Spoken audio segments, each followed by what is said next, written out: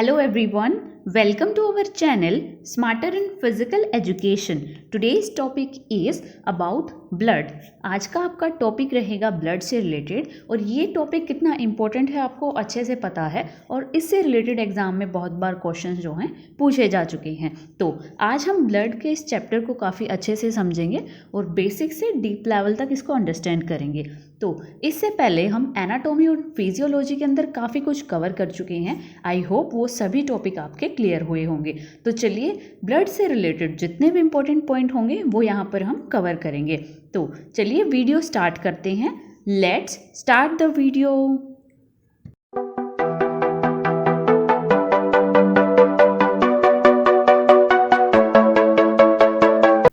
So today's topic is about blood. आज का जो आपका टॉपिक रहेगा वो रहेगा ब्लड से रिलेटेड। प्रीवियसली हमने कवर किया है सर्कुलेटरी सिस्टम को और नर्वस सिस्टम को। आज हम कवर करने जा रहे हैं what is the meaning of blood and how many type of blood. Blood जो है कितने तरह का होता है और उसके फर्दर कितने पार्ट होते हैं और जो ब्लड होता है उसका टाइम पीरियड कितना होता है या फिर इससे रिलेटेड जो भी क्वेश्चंस होते हैं आपने बहुत बार एग्जाम्स के अंदर देखे होंगे। तो चलिए स्टार्ट करते हैं बिल्कुल बेसिक से। ब्लड क्या होता है, what is the meaning of blood. Blood की अगर बात करें तो ब्लड क्या होता है, blood is a fluid that moves through the vessels of a circulatory system. Basically circulatory system के अंदर ब्लड वेसल्स होती हैं। ये जो ब्लड वेसल है इनके अंदर एक फ्लूइड ट्रेवल करता है जिस फ्लूइड को बोला जाता है ब्लड। ये जो वेसल्स के अंदर फ्लूइड होता है जो एक सर्कुलेटरी सिस्टम का पार्ट है, इसके अंदर ट्रेवल करता है एक लिक्विड, एक फ्लूइड जिसका नाम होता है ब्लड। इसी को ब्लड बोला जाता है। बेसिकली अगर इसके पीएच लेवल की बात करें, ब्लड का पीएच लेवल कितना होता है। ब्लड का जो पीएच लेवल रहता है वो है 7.35 से लेकर 7.45 तक। अब जो ये पीएच होता है, पीएच का मतलब क्या है, पीएच की फुल फॉर्म होती है पोटेंशियल ऑफ हाइड्रोजन, यानी किसी भी लिक्विड सब्सटेंस के अंदर हाइड्रोजन आयंस की कितनी कंसंट्रेशन रहती है, इसको बोला जाता है पीएच वैल्यू। और याद रखिएगा जो पीएच वैल्यू होती है ये रहती है 0 to 14। इसके अंदर जो 7 नंबर होता है वो रहता है न्यूट्रल, और अगर 7 से कम या नेगेटिव में आते हैं, फॉर एग्जाम्पल 1 to 7, यहाँ तक अगर रेंज रहती है किसी भी लिक्विड की, वो रहते हैं एसिडिक कैटेगरी के अंदर। और अगर 7 से प्लस 14 तक ये डिग्री जाती है तो इसे बोला जाता है बेसिक। सो याद रखिएगा 1 से 7 तक कितना होता है एसिडिक, और 7 नंबर होता है न्यूट्रल, और 7 से प्लस यानी 7, 8, 9, 10, 11, 12, 13, 14 तक ये रहते हैं सभी बेसिक। और जो ब्लड है वो किसके अंदर आता है, ये थोड़ा सा बेसिक कैटेगरी के अंदर आता है, बिकॉज ब्लड का पीएच लेवल कितना है 7.35 से लेकर 7.45 तक। याद रखिएगा ये था पीएच लेवल ऑफ ब्लड। अब हम बात करते हैं ब्लड वेसल्स के बारे में। ब्लड वेसल्स क्या होती है, जिसके अंदर ब्लड जो है ट्रैवल करता है। दो तरह की ब्लड वेसल्स होती हैं, एक होती है आर्टरी और दूसरी का नाम है वेन्स। आर्टरी क्या होती है, जिनके अंदर हमेशा प्योर ब्लड रहता है और जिसकी वजह से उनका कलर जो है वो रेडिश होता है। याद रखिएगा आर्टरीज में प्योर ब्लड होता है जिसकी वजह से उनका कलर होता है रेड। और जो दूसरी तरह की ब्लड वेसल होती है जिसका नाम है वेन्स, वेन्स के अंदर इम्प्योर ब्लड रहता है जिसकी वजह से उनका जो कलर होगा वो दिखाई देता है पर्पल कलर या बैंगनी कलर की वो दिखाई देती हैं, बिकॉज उनके अंदर डीऑक्सीजनेटेड ब्लड या फिर इम्प्योर ब्लड रहता है। याद रखिएगा वेन्स के अंदर रहता है इम्प्योर ब्लड और दूसरी कौन सी है, आर्टरीज। आर्टरीज के अंदर रहता है प्योर ब्लड। याद रखिएगा। इसके साथ साथ ब्लड क्या होता है, blood is a constantly circulated fluid providing the body with nutrition, oxygen and removal waste substance.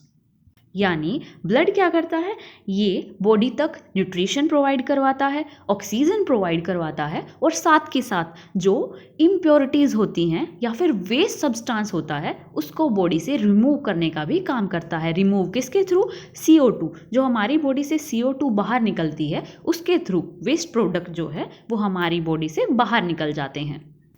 Next अगर बात की जाए ब्लड कितना होता है बॉडी के अंदर, तो नॉर्मल पर्सन की अगर बात की जाए तो मेल के अंदर ज़्यादा ब्लड पाया जाता है एज कंपेयर टू फीमेल। तो मेल के अंदर मोस्टली ब्लड रहता है 5 to 6 लीटर, 5 से 6 लीटर ब्लड पाया जाता है किसी भी पर्सन मैन के अंदर, और वुमेन के अंदर पाया जाता है 4 to 5 यानी 4 से 5 लीटर। ये होती है एवरेज पर्सन की बॉडी के अंदर ब्लड की अमाउंट। अब ब्लड जो होता है वो दो तरह का होता है, यानी दो चीज़ों से मिलकर बनता है। एक है 55% प्लाज्मा से और 45% ब्लड सेल से, जिनको रक्त कोशिकाएं भी बोला जाता है। तो 55% रहता है प्लाज्मा और 45% क्या रहते हैं, ब्लड सेल्स। अब इनकी जो फर्दर कैटेगरीज हैं उनको हम अच्छे से कवर करेंगे। आई होप अब तक जो समझाया है वो आपको क्लियर हुआ होगा। बेसिकली ब्लड जो होता है ब्लड सेल और ब्लड प्लाज्मा से मिलकर बनता है, जो अभी हमने कवर किया था। तो ब्लड के अंदर ब्लड प्लाज्मा जो है उसको हम पहले कवर करते हैं, देन उसके बाद हम कवर करेंगे ब्लड सेल के बारे में। सबसे पहले ब्लड प्लाज्मा क्या होता है। Blood plasma is a yellowish liquid component of blood. Blood का येलोइश लिक्विड कंपोनेंट होता है ब्लड प्लाज्मा, लेकिन ब्लड का कलर तो रेड होता है। रेड किस वजह से होता है, बिकॉज ऑफ आरबीसी। आरबीसी की वजह से ब्लड का कलर होता है रेड, और ब्लड के अंदर जो ब्लड प्लाज्मा होता है उसका कलर होता है येलोइश, और जो एक लिक्विड कंपोनेंट होता है ब्लड का। और इसके अंदर कौन सी चीज़ें होती हैं, इसके अंदर जितने भी सेल्स होते हैं ब्लड के वो सभी कैरी होते हैं, और इसके साथ साथ इसके अंदर पाया जाता है प्रोटीन। ब्लड के अंदर जितने भी न्यूट्रिएंट्स होते हैं वो सभी ब्लड प्लाज्मा के अंदर पाए जाते हैं। It makeup of about 55% of total body blood. Blood के अंदर फॉर एग्जाम्पल ब्लड जो है अपने आप में 100% है, तो ब्लड प्लाज्मा उसके अंदर मिलता है 55% और ब्लड सेल पाए जाते हैं 45%। तो ये क्या है, ये येलोइश लिक्विड कंपोनेंट है ब्लड का, जिसके अंदर सभी सेल्स कैरी होते हैं, और इसके साथ साथ इसके अंदर होता है प्रोटीन। नेक्स्ट इज, अब हम बात करते हैं सिर्फ ब्लड प्लाज्मा के बारे में। ब्लड प्लाज्मा कितना है, 55%, यानी ये भी अपने आप में 100% है, लेकिन एज कंपेयर टू ब्लड, तो ब्लड के अंदर होता है सिर्फ 55%। अब हम बात करते हैं ब्लड प्लाज्मा के बारे में कि इसके अंदर कौन से कंपोनेंट्स होते हैं। सबसे पहले इट इज़ मोस्टली वाटर। इसके अंदर ज़्यादा होता है वाटर। कितना, ये होता है 90 to 95% तक हो सकता है। ये होती है अमाउंट ब्लड की, किसके अंदर, प्लाज्मा के अंदर। उसके बाद मेन इंपॉर्टेंट कंपोनेंट रहेगा इसके अंदर प्रोटीन। प्रोटीन कौन सा, डिज़ोल्व प्रोटीन। डिज़ोल्व प्रोटीन क्या होता है, जो अच्छे से घुल जाता है हमारी बॉडी के अंदर, वो होता है डिज़ोल्व प्रोटीन। ये रहता है 6 to 8%। Example of protein, blood plasma के अंदर जो प्रोटीन पाए जाते हैं उनके एग्जाम्पल यहाँ पर देखिए, सीरम, एल्ब्यूमिन, ग्लोबुलिन और फाइब्रोजन। ये कुछ तरह के प्रोटीन जो हैं ये ब्लड प्लाज्मा के अंदर पाए जाते हैं। सो प्रोटीन के साथ साथ इसके अंदर क्या पाया जाता है, ग्लूकोज, क्लोटिंग फैक्टर पाए जाते हैं इसके अंदर, और इसके साथ साथ इलेक्ट्रोलाइट्स भी जो हैं ब्लड प्लाज्मा के अंदर पाए जाते हैं, जैसे सोडियम, कैल्शियम, मैग्नीशियम, बाइकार्बोनेट और कैल्शियम। कुछ इस तरह के इलेक्ट्रोलाइट्स जो हैं ब्लड प्लाज्मा के अंदर पाए जाते हैं। Next is organic waste material. ये भी पाया जाता है ब्लड प्लाज्मा के अंदर, और न्यूट्रिशन मटेरियल जो होता है 0.1%। सो यहाँ पर आप ये स्ट्रक्चर देखिए ब्लड का। ब्लड में सबसे नीचे, फॉर एग्जांपल अगर हम किसी भी ट्यूब के अंदर ब्लड को स्टोर करते हैं तो वहाँ पर जो नीचे वाला पोर्शन होता है वहाँ पर आ जाती हैं रेड ब्लड सेल्स, बिकॉज जो रेड ब्लड सेल होती हैं वो थिक होती हैं, हैवी होती हैं वेट में, इसीलिए ये किसके अंदर, बर्तन के अंदर नीचे बैठ जाती हैं। ये होती हैं रेड ब्लड सेल्स। ये जो बीच वाला पोर्शन है यहाँ पर होती हैं WBC यानी वाइट ब्लड सेल्स, और होती हैं प्लेटलेट्स। और इसके बाद जो ये ऊपर का पोर्शन है यहाँ पर पाए जाते हैं ब्लड प्लाज्मा, जो ज़्यादा अमाउंट में होते हैं as compare to blood cells. Blood cells के अंदर क्या आते हैं ये अभी मैंने आपको नहीं बताया है, तो जान लीजिएगा। ब्लड सेल्स के अंदर होते हैं रेड BC, WBC और प्लेटलेट्स। ये होती हैं ब्लड सेल्स। और ब्लड प्लाज्मा क्या है, ये ऊपर वाला पोर्शन जिसके अंदर बहुत सारे हमारे ब्लड के सेल कैरी होते हैं, और प्रोटीन भी इसी के अंदर पाया जाता है। ये होता है 55%। और जो ब्लड सेल्स होते हैं ये होते हैं 45%। सो आप यहाँ पर देखिए प्लाज्मा जो होता है उसके अंदर सबसे ज़्यादा अमाउंट में मिलता है वाटर, आयंस। आयंस क्या है? इलेक्ट्रोलाइट्स को ही आयन बोलते हैं। उसके बाद प्रोटीन, नेक्स्ट है न्यूट्रिएंट्स, उसके बाद वेस्ट। वेस्ट के अंदर क्या आएगा?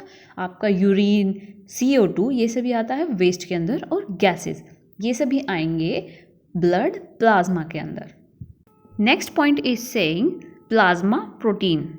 सो अब हम कवर करने जा रहे हैं प्लाज्मा प्रोटीन्स को, यानी प्लाज्मा के अंदर जो डिफरेंट प्रोटीन पाए जाते हैं उनको यहाँ पर हम कवर करेंगे। इनको स्टार्ट करने से पहले आप याद रखिएगा ये प्रोटीन होते हैं डिज़ोल प्रोटीन। डिज़ोल मीन्स जो बॉडी में घुलनशील होते हैं, यानी डिज़ोल हो जाते हैं, तो ये पाए जाते हैं प्लाज्मा प्रोटीन के अंदर। अब याद करिएगा कि प्रोटीन का मेटाबॉलिज्म कहाँ पर होता है? तो प्रोटीन का मेटाबॉलिज्म होता है लीवर के अंदर, जहाँ से डिफरेंट प्रोटीन जो है अपने एरियाज़ में डिवाइड हो जाते हैं, यानी जिस भी प्रोटीन का जो रोल प्ले होता है, जो फंक्शन होता है, उसी के अकॉर्डिंग ये बॉडी के डिफरेंट पार्ट में फैल जाते हैं। तो बॉडी में प्रोटीन का मेटाबॉलिज्म होता है लीवर के अंदर, और वहाँ से ये जो प्रोटीन है ये ब्लड के थ्रू सारी बॉडी में स्प्रेड हो जाते हैं। तो यहाँ पर जो हम कवर करने जा रहे हैं प्लाज्मा प्रोटीन को, सबसे पहले हम कवर करते हैं एल्ब्यूमिन को। एल्ब्यूमिन क्या होता है? जो यहाँ पर एल्ब्यूमिन है, albumin are the most common plasma protein and they are responsible for maintaining the osmotic pressure of blood। अब osmotic pressure क्या होता है पहले इसको समझिएगा। Now what is the basic meaning of osmotic pressure? देखिए, जब भी कोई भी चीज़, यानी कोई भी दो पर्टिकुलर चीज़ एक जगह से दूसरी जगह में एंटर करती है, यानी एक मॉलिक्यूल से दूसरे मॉलिक्यूल में एंटर करती है, तो वो एंटर कैसे करती है? वो किसी एक प्रेशर की वजह से दूसरे मॉलिक्यूल में एंटर कर पाती है। इस प्रेशर को बोला जाता है ओस्मोटिक प्रेशर। एल्ब्यूमिन का काम होता है इस ओस्मोटिक प्रेशर को कंट्रोल करना। फॉर एग्जांपल, ब्लड जो है बॉडी के एक एरिया से दूसरे एरिया में ट्रैवल करता है, और जब वो एक सेल से दूसरे सेल में या फिर एक टिश्यू से दूसरे टिश्यू में एंटर करता है, तो सेल के बाहर एक होती है सेल मेम्ब्रेन। एनिमल सेल जो होता है उसकी आउटर लेयर को बोला जाता है, या आउटर मेम्ब्रेन को बोला जाता है सेल मेम्ब्रेन, और जो प्लांट के सेल होते हैं उनकी जो आउटर लेयर होती है उसको बोला जाता है सेल वॉल। प्लांट की आउटर लेयर को बोला जाता है सेल वॉल, और जो एनिमल सेल्स होता है, यानी जो ह्यूमन सेल है, हम आते हैं एनिमल्स की कैटेगरी के अंदर, तो एनिमल सेल की जो आउटर लेयर होती है उसको बोला जाता है सेल मेम्ब्रेन। तो जो ब्लड है एक सेल से दूसरे सेल में जब एंटर करता है किसी भी मेम्ब्रेन के थ्रू, तो वहाँ पर एक प्रेशर की वजह से वो उसमें एंटर कर पाता है, और उस प्रेशर को बोला जाता है ओस्मोटिक प्रेशर, और इस प्रेशर को कंट्रोल करने का काम होता है एल्ब्यूमिन का। याद रखिएगा ये फंक्शन होता है एल्ब्यूमिन का, ये इसका प्राइमरी फंक्शन है। यहाँ पर जितने भी प्रोटीन हम कवर करेंगे ब्लड प्लाज्मा के अंदर, इनके खुद के प्राइमरी फंक्शन होंगे, और उसके साथ साथ कुछ एक ऐसे फंक्शन होंगे जो ये सभी प्रोटीन परफॉर्म करते होंगे। एल्ब्यूमिन का प्राइमरी फंक्शन क्या है? ओस्मोटिक प्रेशर को कंट्रोल करना।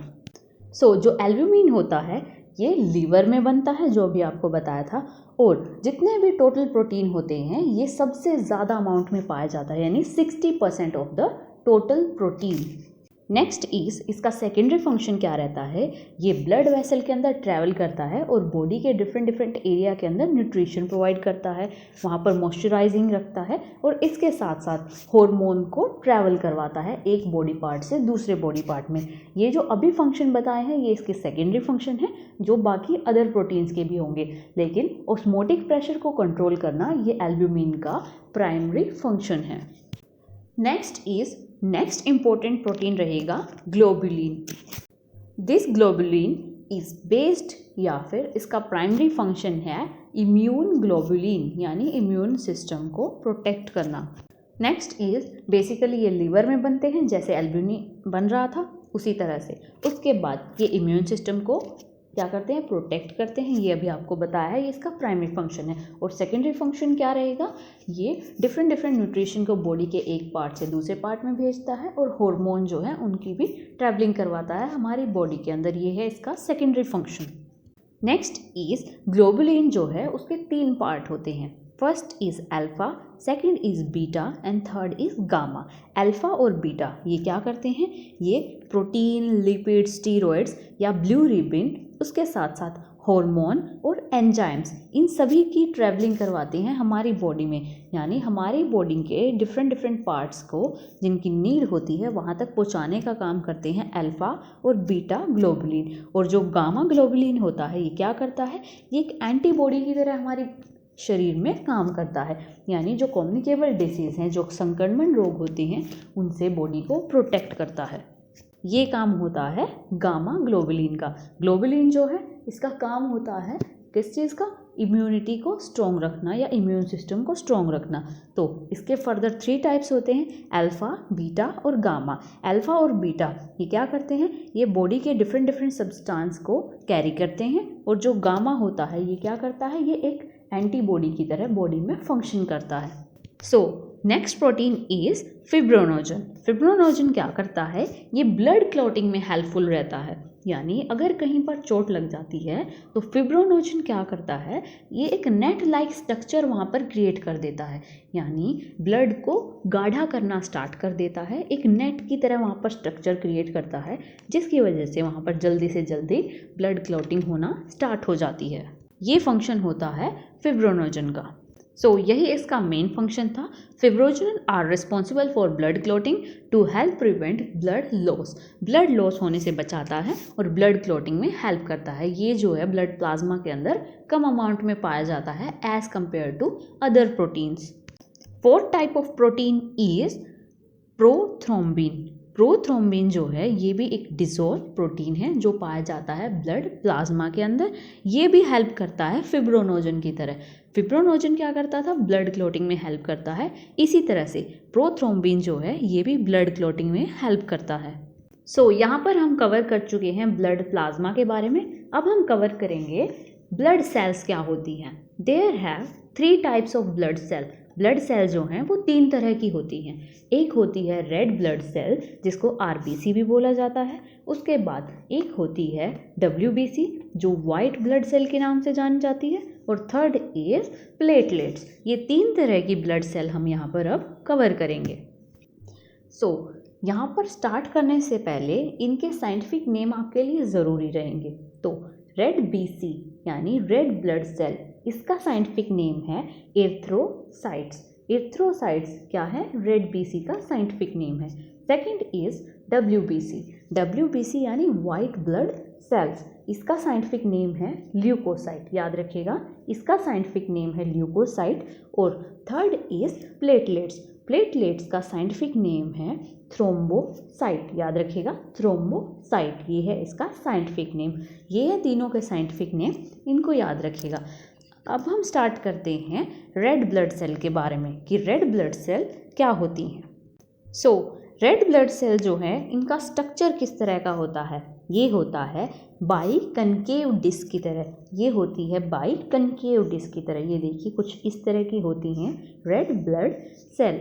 और ये ब्लड के अंदर मिलती हैं 45 to 50 लाख, 45 से 50 लाख के करीब मिलती हैं 1 mm क्यूब के अंदर। दैट मीन्स खून की एक बूंद के अंदर ये पाई जाती हैं 45 से 50 लाख के करीब क्या, रेड ब्लड सेल। ये सबसे ज़्यादा मिलती हैं ब्लड सेल्स के अंदर।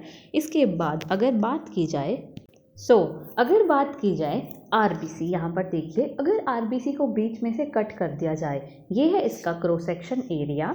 यहाँ पर इसके अंदर पाए जाते हैं हीमोग्लोबिन। हीमोग्लोबिन क्या होता है, हीमोग्लोबिन जो है वो 2 वर्ड से मिलके बनता है, हिम प्लस ग्लोबिन। हिम का मतलब होता है आयन सब्सटेंसेस और ग्लोबिन का मतलब होता है प्रोटीन। तो इसके अंदर आयन और प्रोटीन ये दोनों पाए जाते हैं। नेक्स्ट चीज़ अगर बात की जाए इसके टाइम पीरियड की तो 120 दिन का होता है इनका कार्यकाल। यानी 120 दिन तक ये जीवित रहती हैं ब्लड के अंदर, उसके बाद नई आरबीसी बनती है। नेक्स्ट चीज़, अगर बात की जाए आरबीसी हमारी बॉडी में कहाँ पर बनती हैं, ये बनती है रेड बोन मैरो में। और अगर बात की जाए किसी फीटस की यानी किसी भ्रूण की, तो ये पाई जाती हैं उसके लीवर और स्प्लीन के अंदर। याद रखिएगा, कोई अगर भ्रूण है या फिर फीटस है, उसके ये स्प्लीन और लीवर में पाई जाती है। और पैदा होने के बाद आफ्टर बर्थ ये पाई जाती हैं रेड बोन मैरो में। अगर बात की जाए रेड ब्लड सेल की फंक्शनिंग की कि ये फंक्शन क्या करते हैं, इनका फंक्शन रहता है बॉडी के डिफरेंट सेल के अंदर ऑक्सीजन को ट्रांसपोर्ट करवाना। ब्लड के थ्रू डिफरेंट बॉडी के ऑर्गन, बॉडी के सेल्स के अंदर ऑक्सीजन भेजी जाती है। ब्लड के अंदर ये ऑक्सीजन कैरियर का काम करते हैं कौन? आरबीसी यानी रेड ब्लड सेल, और जिसका साइंटिफिक नेम है इरिथ्रोसाइट। तो ये फंक्शन होती है रेड ब्लड सेल्स की। इसके बाद अगर बात की जाए किसी भी एवरेज पर्सन की बॉडी में हीमोग्लोबिन की अमाउंट कितनी होती है, तो 100 ml ऑफ ब्लड, अगर किसी मैन की बात करें तो 100 ml ब्लड में पाई जाती है हीमोग्लोबिन 40 × 70%, ये पाई जाती है किसी भी एक मेल के अंदर। और अगर बात की जाए हीमोग्लोबिन की अमाउंट किसी फीमेल के अंदर, ये मिलनी चाहिए 13 × 15%, और कितना? 100 ml ब्लड के अंदर। यानी 100 ml रक्त के अंदर मैन के अंदर मिलनी चाहिए 14 से 17 के बीच में, और वुमेन के अंदर पाई जानी चाहिए 17 से 15% के बीच में। सो यहाँ पर हम सब कुछ जो इम्पोर्टेंट था रेड ब्लड सेल से रिलेटेड वो कवर कर चुके हैं। हमने क्या कुछ कवर किया है? सबसे पहले हमने कवर किया था रेड ब्लड सेल का साइंटिफिक नेम है अर्थ्रोसाइट्स। और इसके साथ साथ एक पॉइंट और याद रखिएगा, जब रेड बीसी बनती हैं यानी रेड ब्लड सेल जो बनते हैं, उस प्रोसेस को बोला जाता है एरिथ्रोपोइसिस। ये देखिए यहाँ पर लिखा हुआ है एरिथ्रोपोइसिस, यानी इसका जो प्रोसेस होता है रेड ब्लड सेल के बनने का, इसको इस नाम से जाना जाता है। अगर बात की जाए रेड ब्लड सेल कितने टाइम तक जीवित रहती हैं, ये रहती है 120 दिनों तक जीवित, और उसके बाद ये दोबारा से बनती हैं। देन वहीं हमने कवर किया इसके फंक्शनिंग के बारे में। इसका फंक्शन रहता है ऑक्सीजन को कैरी करना बॉडी के डिफरेंट एरिया में थ्रू ब्लड की हेल्प से। ये थे कुछ एक फंक्शन, और जितने भी important point red blood cell से रिलेटेड थे यहाँ पर हम कवर कर चुके हैं। नेक्स्ट इज WBC यानी वाइट ब्लड सेल्स, और जिसका साइंटिफिक नेम है ल्यूकोसाइट्स। जो WBC होती है वो इन तीनों सेल में सबसे बड़ी होती है, इसीलिए नंबरिंग में भी कम होती है। ये एक बूंद यानी 1 mm³ में ब्लड की अमाउंट के अंदर ये पाई जाती है 6 से 10,000 तक। लेकिन जो रेड ब्लड सेल थे वो ब्लड की एक बूंद के अंदर पाए गए थे, कितने? वो मिलते हैं 45 से 50 लाख, लेकिन ये सिर्फ हज़ारों की संख्या में होते हैं। कौन? WBC ब्लड की एक बूंद के अंदर पाए जाते हैं 6 से 10,000 तक, ये होते हैं WBC। नेक्स्ट चीज़, अगर बात की जाए कि WBC की फंक्शनिंग क्या होती है, WBC की फंक्शनिंग क्या होती है? इसकी फंक्शनिंग होती है इम्यून सिस्टम को स्ट्रॉन्ग करना, ये होता है WBC का फंक्शनिंग। और अगर बात की जाए इसके जीवन काल की, यानी ये कितने टाइम तक रहती है, 3 से 5 दिनों के बीच में इसका काम रहता है बॉडी के अंदर। उसके बाद ये खुद ब खुद डिस्ट्रॉय हो जाती हैं और नई WBC बनना स्टार्ट हो जाती हैं 3 से 5 दिनों के बीच में। और इसके बाद अगर बात की जाए इसकी प्रोडक्शन की, यानी WBC कहाँ बनते हैं, ये पाए जाते हैं या बनते हैं रेड बोन मैरो या फिर लिम्फ नोड या फिर टॉन्सिल के अंदर, ये यहाँ पर पाए जाते हैं या यहाँ पर ये बनते हैं। और इनका काम या जीवन काल कितना होता है? 3 से 5 दिनों का। और रेड ब्लड सेल का कितना था? 120 दिनों का।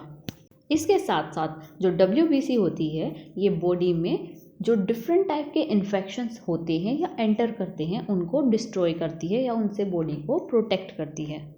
नेक्स्ट इज, यहाँ पर WBC देखिए आप, ये होते हैं 5 टाइप के, लेकिन बेसिकली इनको 2 पार्ट्स के अंदर डिवाइड किया गया है। एक होते हैं ग्रेनुलोसाइट और दूसरे होते हैं एग्रेनुलोसाइट।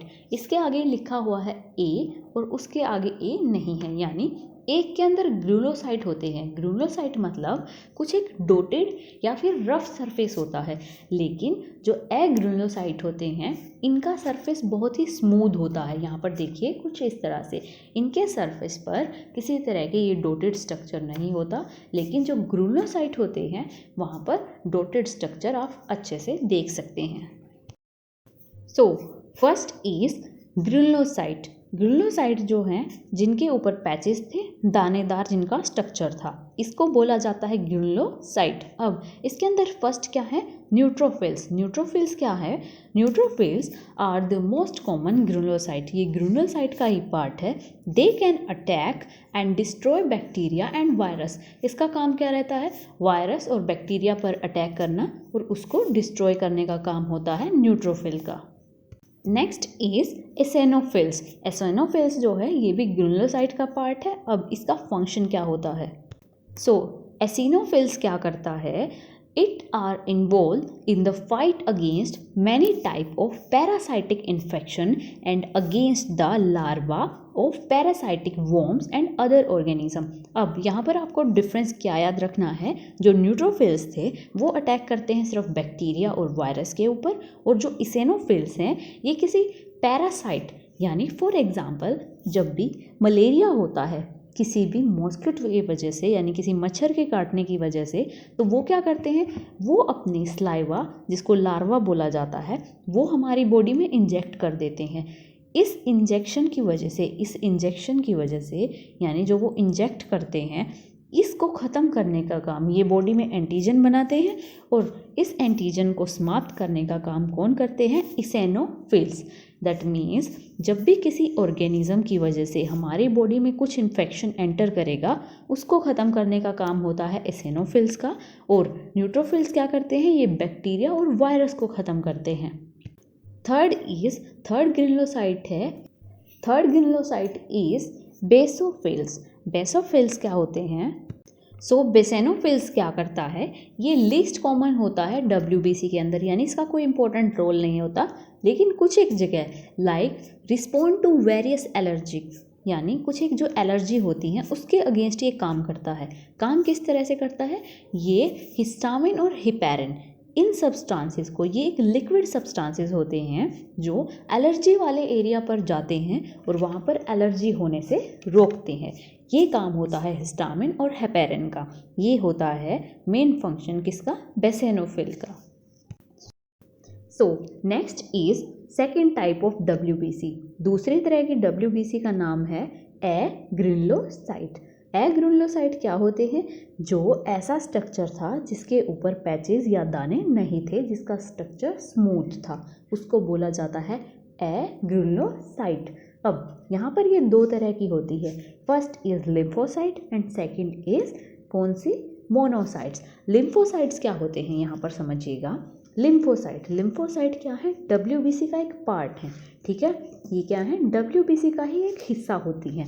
अब WBC का काम क्या था, हमारी बॉडी को प्रोटेक्ट करना, इम्यून सिस्टम को स्ट्रॉन्ग रखने का काम, ये काम है WBC का। तो ल्यूकोसाइट जो होती है, ये लिम्फोसाइट जो होती हैं, ये काम करती हैं बॉडी को बचाने का या प्रोटेक्ट रखने का। किस तरह से, बॉडी में दो तरह की चीज़ें होती हैं, एक होती है एंटीजन और एक होती है एंटीबॉडीज़। एंटीबॉडीज़ क्या करती है, ये बॉडी को प्रोटेक्ट करती है, किस चीज़ से, protect the body against infection के अगेंस्ट हमें प्रोटेक्ट या प्रिवेंट करती है। अब जो एंटीजन होती है, एंटीजन ये बाहर से आने वाला सब्सटेंस या इन्फेक्शन होता है जो नोज़, म्यूकस मेम्ब्रेन या किसी भी इंजरी की वजह से हमारी बॉडी में एंटर करते हैं। इन फॉरेन पार्टिकल को बोला जाता है एंटीजन बोला जाता है। एंटीजन क्या करते हैं, ये हमारी बॉडी में एंटर करते ही बॉडी के टिश्यूज़ और सेल को लॉस पहुंचाना स्टार्ट कर देते हैं, उनके लिए हानिकारक होते हैं। जब भी बॉडी में एंटीजन एंटर करते हैं तो वहाँ पर हमारी बॉडी इन लिम्फोसाइट की हेल्प से एंटीबॉडीज़ क्रिएट करती हैं, और इन एंटीबॉडीज़ की वजह से वो जो फॉरेन पार्टिकल जो एंटीजन है वो ख़त्म किए जाते हैं। सो एंटीबॉडीज़ हमारी बॉडी के लिए अच्छे होते हैं और एंटीजन जो है ये हमारी बॉडी के लिए हानिकारक होते हैं। सो लिम्फोसाइट का मेन फंक्शन क्या है?